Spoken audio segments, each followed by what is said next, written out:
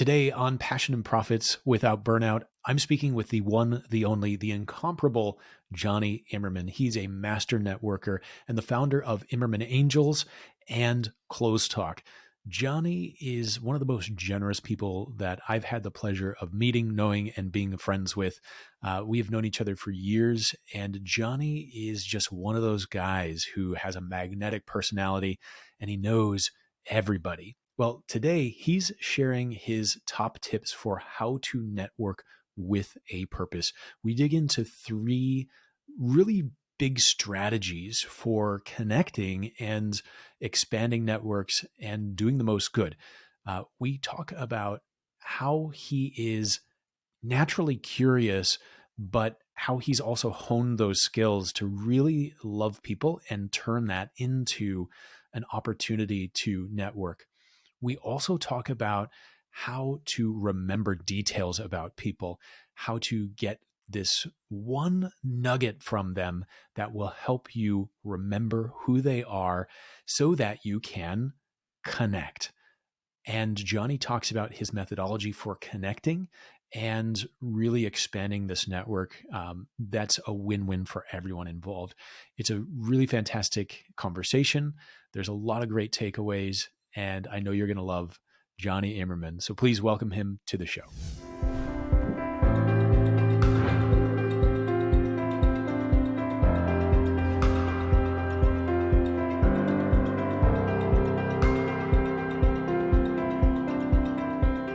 Well, hey, Jonny, welcome. Thanks for being a guest on the show. Appreciate it.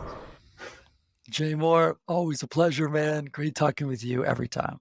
Good to see you, man. Yes, yes. So you are the consummate networker, Jonny. Like ever since I've known you from Chicago, you're out and about.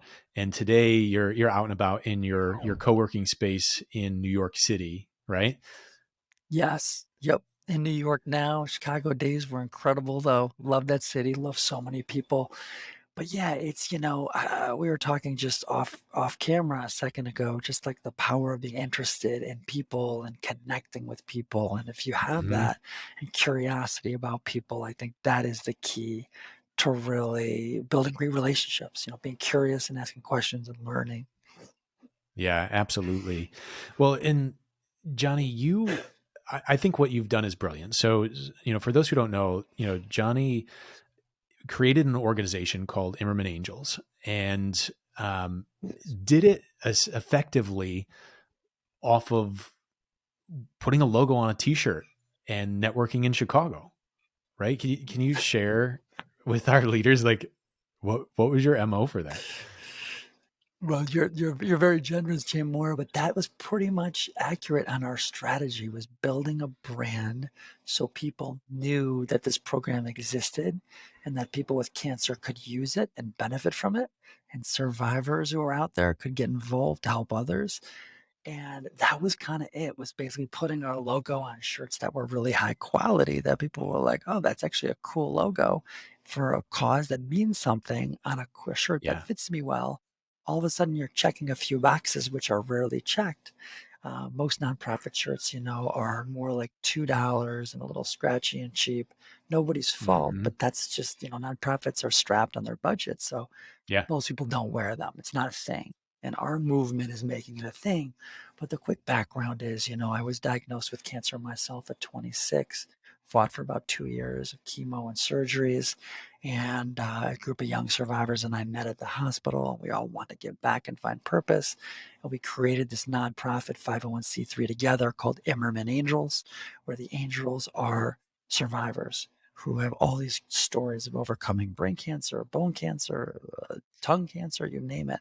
And we're on call to be a mentor one-on-one for someone who's sick today with the exact same thing. But we learned in the beginning that nobody knew who we were. We had a few dozen survivors, but we had to recruit, Right. thousands. Today we have over 13,000, but how do we recruit them? We're like, we got to get the word out. It's an awareness problem is what we had. Yep. And so basically what we did is we said, let's make our logo and put it on t-shirts, all white on black, but let's flip the model. Instead of $2 shirts, let's make them really high quality. And all of a Yeah. sudden our friends started wearing them. and saying, I'm going to wear it at the gym. I'm going to wear it walking my dog. I'm going to, wear it at a Cubs game, spread the word. And over time, what happened was people started to ask, like, well, what is that group? What do they do? What do they do? And what is it? And Yeah. all of a sudden, the word reached survivors and they started saying, hey, I'll get involved. Like, I have a story. I beat bone cancer. I beat leukemia. And they got involved. And then our network Wow. started growing. And then the people that were sick also started to find us more just through general awareness, right? General getting the Hmm. word out, but very grassroots, very scrappy. And Yeah. that's really what we did. It sounds so simple, but It does. it took And years it to is, do it, but but it worked. takes a long I time. mean, I remember running around Chicago and I mean, seeing Imerman Angels shirts everywhere. My good friend Joe Schneider, who's also a cancer survivor, he introduced us, and I remember he would wear his Imerman Angels shirt all the time. And before I knew you or knew what the organization did, I knew the name Imerman Angels. I knew the logo because I saw it all the time. And what a brilliant way and a simple way to just build that brand awareness. Um, and in a fantastic way to really integrate, your people, your community, your friends into this idea of networking for a purpose. So that's fantastic. So we were talking about this sort of methodology that you have, these three ways that you really have built your network. And the first one, like you were saying, revolves around like being curious, loving people, and just being curious. Can you talk a little bit more about that? Is that like a natural thing, or is that something you learned? It is curiosity, Jake. Like, if you're naturally curious about what makes people tick and what makes people think the way they do, where they come from, where they grew up, what sports did they play, what team are they on, like, what do they support? To me, it's just fascinating to learn people's stories. And I think you also have to realize that there's always something about every single human. If you talk to them for 5 minutes, I feel like if 5 minutes, and every human that you're going to meet, there's something that they know that you don't know. Mm-hmm. And there's something Mm, that they've experienced that you've never experienced. Like, and if you have that sort of attitude, then every human, there's something, no matter where they live, where they're from, what color they are, what religion they are, what their yeah. views are, right or left, center, whatever it is, there's something that they still know that you don't know. Then it keeps you curious, right? Like, well, what is that? I got to get to what that is. Let's talk about Yeah. something that I've never experienced, and I'd love to hear it firsthand. And so, I think that it's innate in some people, yes, but I Yeah. do think it can be learned if we think about it and we like want to be curious about people. Yeah. And also, if you want to be a connector, if you truly want to add value to people, which I believe is like a free way of just being a good citizen and good person, is being a good connector. You're not asking for money or paybacks or anything, but just making good introductions for people that Mm-hmm. can help both sides, where it's a win-win for everybody. It's just good karma, and just the right thing to do, I think, in the short life we live. You got to know people and be curious and ask questions and really remember and focus who they are in Yeah. order to later say, well, I met you tonight. We talked for 20 minutes. I met a guy 3 weeks ago or a girl 3 weeks ago. She's a perfect connection for you because of XYZ. And you guys share this in common. And I just Yep. think you would help each other. And it's a great way to be a connector. But first, it starts the curiosity about people and wanting to connect with people and get to know them. And then you got to remember, right? In order to be a good connector, you got to remember what they tell you, what they do, and then you can really help connect them with the right person. Yeah, absolutely. So, on that remembering part, I mean, do you have like a trick or a methodology, or do you just have one of those brains that just locks details in about people? I'm always impressed, Johnny. Anytime I meet you, you're just like, oh, yeah, this guy the other day, or like you remember stuff from me from like 15 years ago. And I'm like, how the heck do you remember that still? So it's a good question. My brain is smaller than most people's. I feel like I don't have an exceptional memory brain. I try really hard.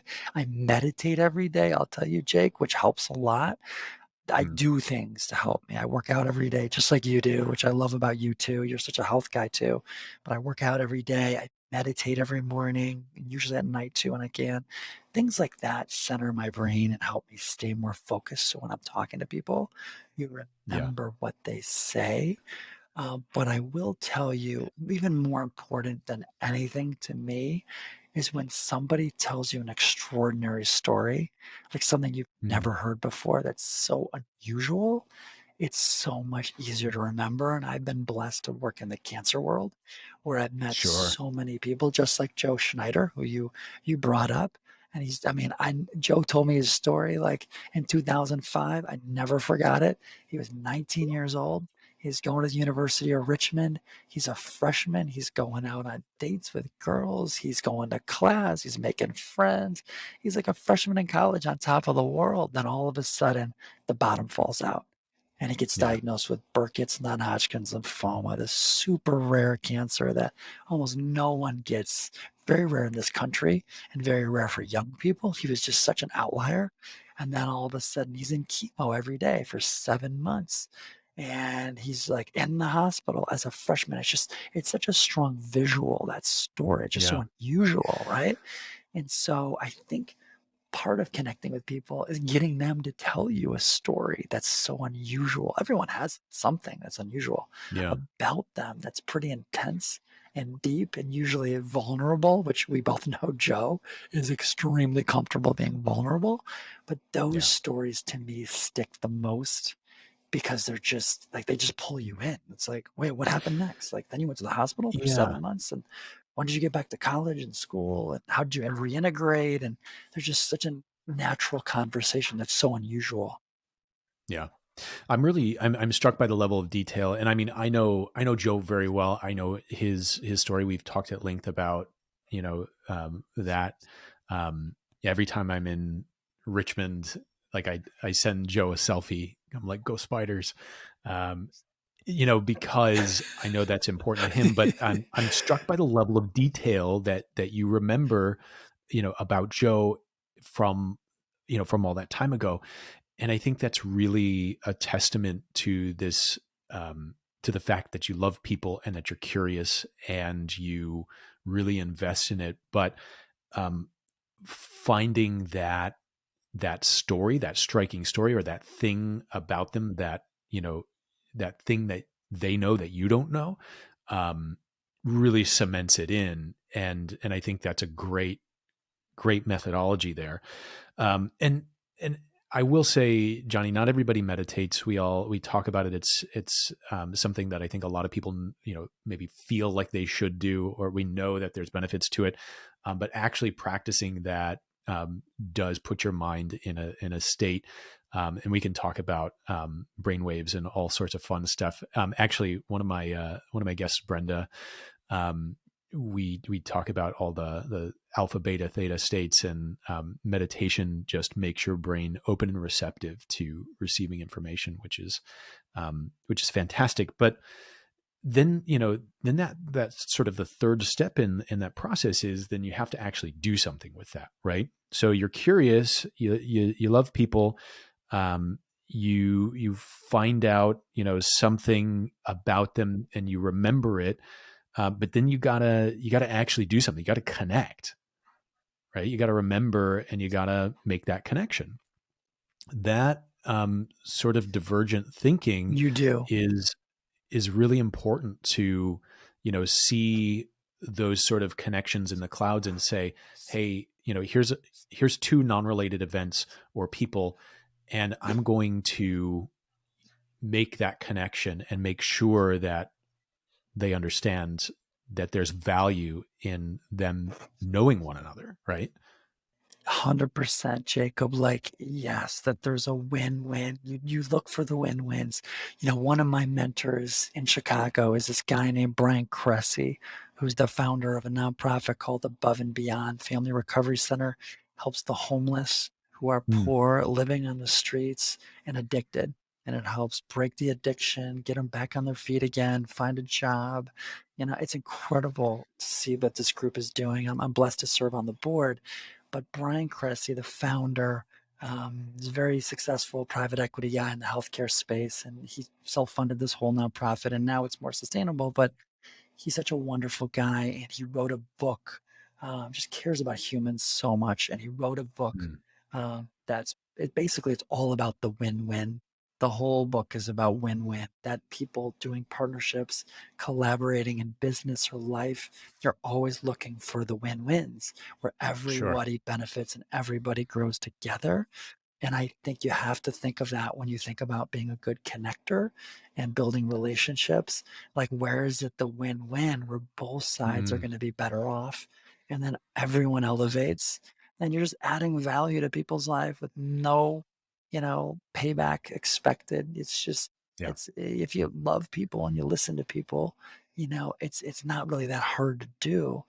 um, I will say I do write things down when I meet people and somebody tells me a story. I try to remember it the best I can, but if they give me a card or they email me, I'll put them in my contacts, and then I'll usually write a couple notes. Like, I'll be like 9.22, like I met him in September of 22, like when I met him, where I was with Jacob Moore, because those little triggers sometimes when we reach Hmm. out again or connect, I'm like, oh yeah, I remember that guy. I met him from Jacob Moore at Side Door Bar at this place or this restaurant or whatever it is. And Yeah. there I put down a couple little triggers that I know are going to help me remember. It takes discipline to do that, but it Yeah. does help a lot in remembering and solidifying a lot of the stories.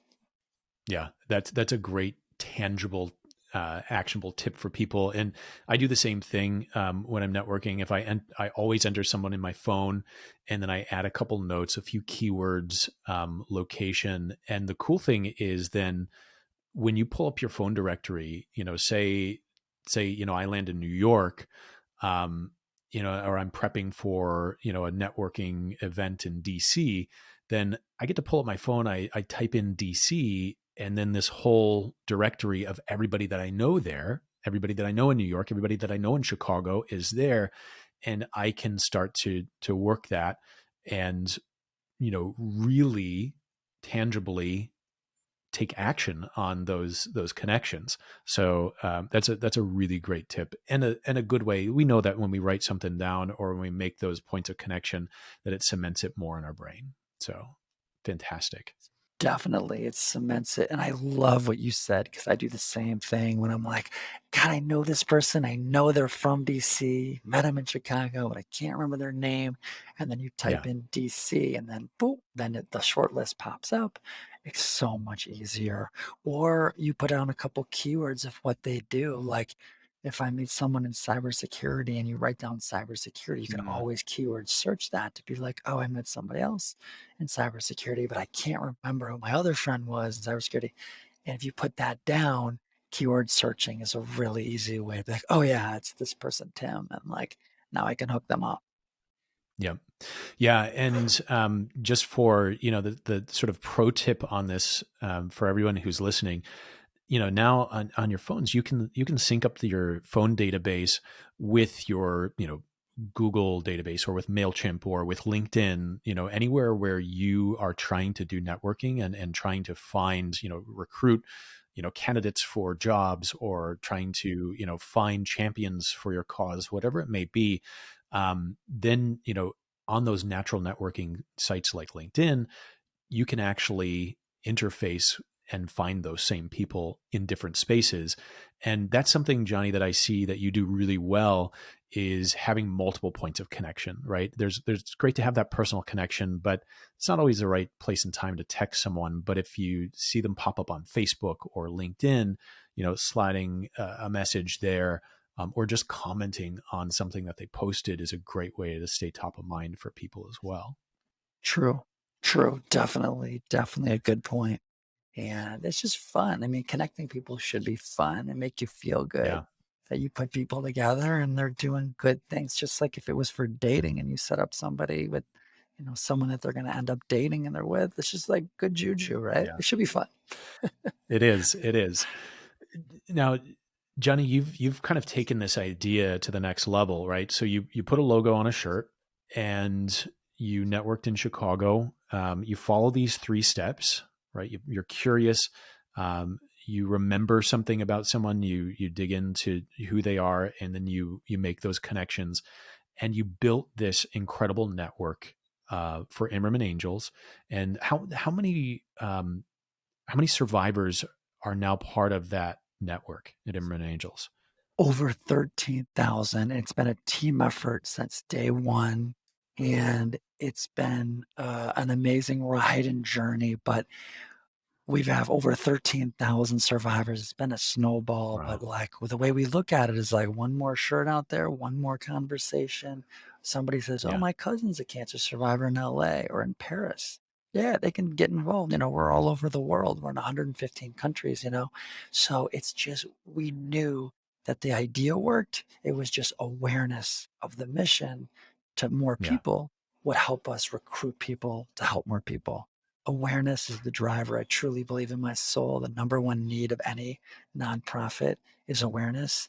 If a nonprofit's looking to hire a new CEO or development director, Yeah. if more people are aware, more people are applying. More people are aware, they're volunteering more. Your pool's Yep. bigger, more donors, more future board Absolutely. members. It all starts with more people knowing the brand, right? And it's just awareness is Raising king, that in my opinion. awareness. That's the number one thing any cause really Yeah. needs. Yeah. Well, and now you've taken that and you've turned that into, another entity, Close Talk. And I'll just here show everybody. I'm wearing a Close Talk shirt right now with the No Stigmas logo on it, and I actually have a Close Talk hat here with the No Stigmas logo on it as well. Um, how have you taken this logo on a shirt, this networking, and now turned it into something to help a ton of nonprofits out there? Well, you rock it well, brother. And I'll tell you, like, it works. It's so simple. But we came up with this idea and we're like, why don't we scale and do the same thing we were doing with one cause, but help every cause. At the same time, we're going to shield all the nonprofits from risk. We're not going to force them to buy their own. We're not going to ask them to promote anything. We're not going to ask for time or Yeah. money. We're just going to design the coolest logo swag that we know through our experience will sell the most and be worn the most, run the store for them, stock the inventory. So basically, we built CLOZTALK, CLOZ talk, like your clothes are talking for a good cause, right? Spreading the word Love for it. a mission that matters. And it's one website. Yeah, one website, over 400 vetted nonprofits, just like No Stigmas, Feeding America's with us, Muscular Dystrophy Association, all over the country. We have some of the best causes anywhere. And we're always adding more causes that are great because that drives more traffic to the overall website where people can learn about these great missions. But you can learn about the mission, something new, get inspired, and say, wow, what a great cause. I had no idea that No Stigmas was right here in Chicago, and I want to Yeah. support mental health. And right there, you can shop right on the site. You can buy their hat, you can buy their shirt, their hoodie, their even yoga pants. And basically, we do the whole process full service. So we make everything on demand, we drop ship it 4.7 days from order to arrival. We just try to be as professional and effective at getting more logos for more causes on the right people that are predetermined to love those causes and inspire Mm-hmm. them to wear it. Keep it for years, it's all high quality. Rock it, talk about it. Don't just go to the gym in a plain white shirt, be better. Rock a cause that means something to Yeah. you, just like No Stigmas. That's great, man. They look good and they're comfy, and I love the blend. Something that you can wear anywhere. Looks good, doesn't wrinkle. So that's fantastic. Jonny Imerman, thank you so much for being on the show today. I really appreciate it. Thank you for your wisdom and just your generosity of spirit. It's always good to talk to you, man. Jay Moore, you're an inspiration to all of us, man. Love what you've created. And you've continued to like work part-time and do this in your nights and weekends, man. You're incredible. Very few people will take on two things like that when life is so busy. And what you've done and created and continues to grow, man, is helping a lot of people. So keep it up. Always good to chat with you, man. And rooting for you always, buddy. Keep it up. Thanks, brother. Be well. When you walk away from an interaction just feeling positive and energized, that's how I feel every single time I interact with Jonny Imerman. He has really mastered the art of making someone just feel seen, heard, and important. And as he says, this comes from curiosity. Now, some people might have this more naturally than others, but it's definitely a skill set that we can hone. And here's a quick couple of ways that you can do that. Next time you're going into an interaction, ask yourself, what can you give them? Now, we know that the most important thing we can give someone, the most valuable thing we can give someone is our time and attention, right? So if we hold space for someone and ask questions that dig into who they are, what makes them tick, what excites them, a pivotal event in their life, or something interesting that they can share, they are going to feel so important and so appreciated. And what does this do? It builds energetic reciprocity. So I walk away from an interaction with Jonny feeling like, hey, I want to give to him. I want to help build his network. And I have no hesitation about doing that because I know that those interactions are going to be positive, that those connects will be nurtured, and they'll receive value from that because I've received value from that. Here's the catch, though. People have a very strong BS meter. So if you're going in with an agenda and with an ask, people are going to smell it a mile away. That's not always a bad thing, but just be aware, be conscious of the fact that you might get more of the type of relationship or interaction that you're looking for without going in with an ask. In the very least, ask yourself how you can make the interaction a win-win for both of you. Because I guarantee if someone walks away feeling energized and positive, that will return to you 100%. Jonny Imerman is the co-founder of Imerman Angels, one-on-one cancer support network, and CLOZTALK, certified B Corp that provides gear to nonprofits to help them increase their brand awareness. If you found this episode valuable, I would really appreciate you liking, rating, sharing, take a screenshot, and post us on your social media with your thoughts, because this podcast is for you. I want to know what you think. If you have ideas, let me know, please. Well, thanks for your time. Thanks for tuning in. And until next time, be well.